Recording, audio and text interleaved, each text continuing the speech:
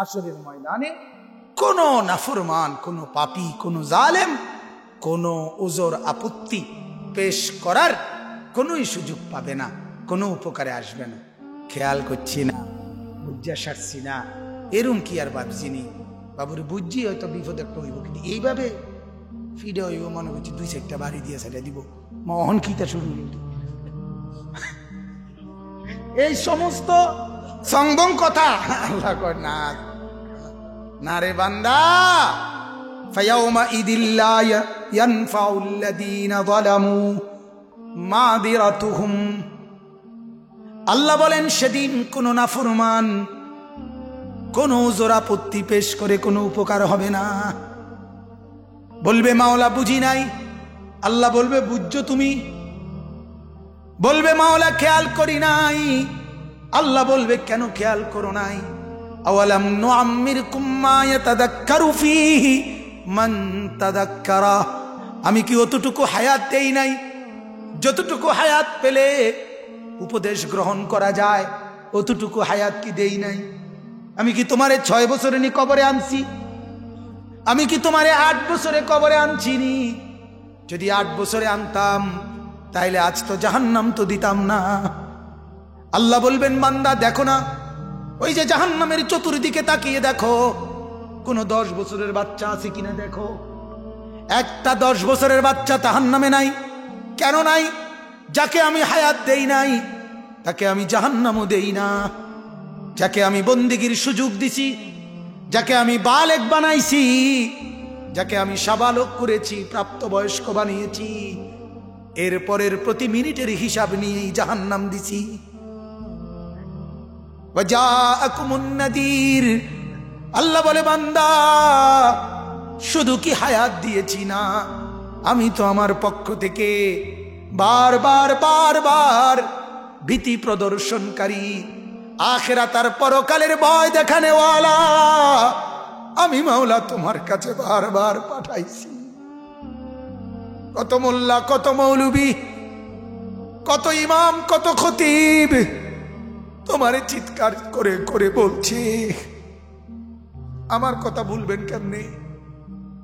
বলেন না। এই আমি আনিস কতবার আপনাদের গ্রামে আসছি, আমি কতবার বলছি রে বন্ধু, কেমনে ভুলবি আমার কথা? সেদিন হাসরের মাঠে তো তুমিও থাকবা, আমিও তো থাকবো। ফালানাসআলান্নাল্লাযীনা উরসিলা ইলাইহিম ওয়ালানাসআলান্নাল মুরসালিন। আল্লাহ বলেন যাদের কাছে আমি প্রতিনিধি পাঠিয়েছি আমি তাদেরকেও জিজ্ঞেস করব তোমাদেরকে বলেছি কিনা।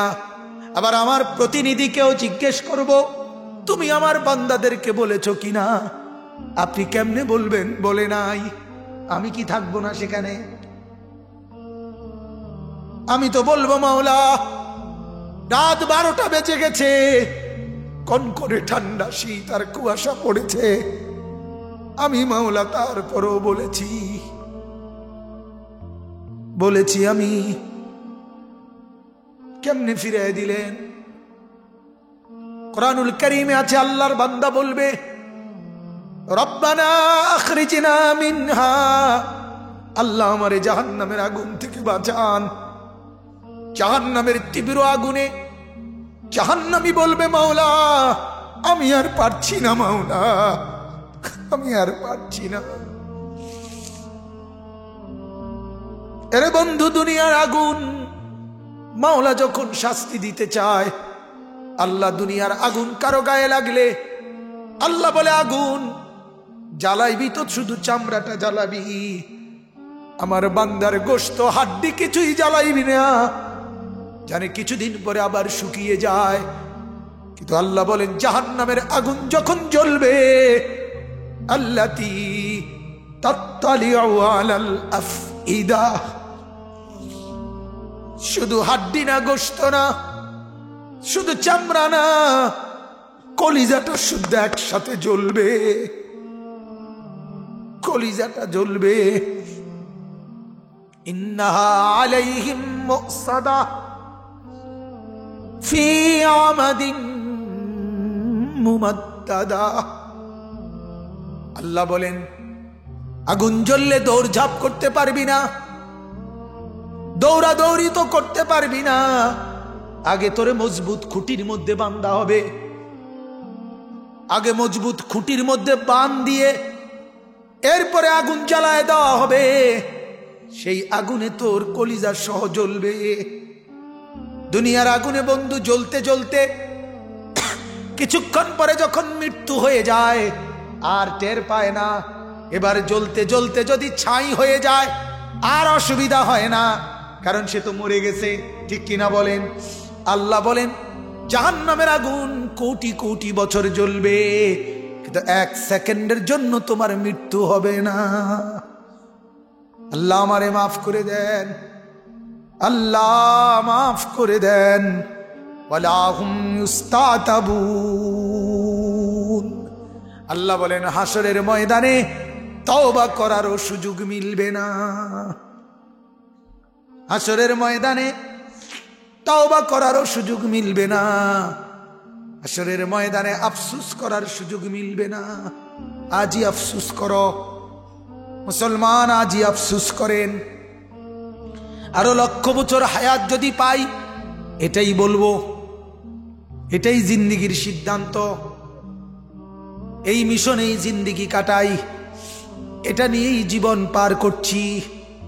ও আল্লাহর বান্দা, বাপ আপনি ফিরে গুনাহ ছেড়ে দেন, বিবিকে গুনাহ ছাড়তে বলেন, মাকে গুনাহ ছেড়ে দিতে বলেন। যুবক, তুমি মালিকের দেওয়া রিজিক এখনো খাও, কালকেও খাও, আগামী দিনেও খাও। আমি দোয়া করি তুমি সুস্থই থাকো, আল্লাহ তোমাকে রিজিক দাও, আল্লাহ তোমাকে ঠিক মতো খানা খাদ্য দেই। আমি দোয়া করি বন্ধু, কিন্তু তুমি মাওলাকে নারাজ করো না, সেজদা করো। বলো ইনশাআল্লাহ, সবাই বলেন ইনশাআল্লাহ।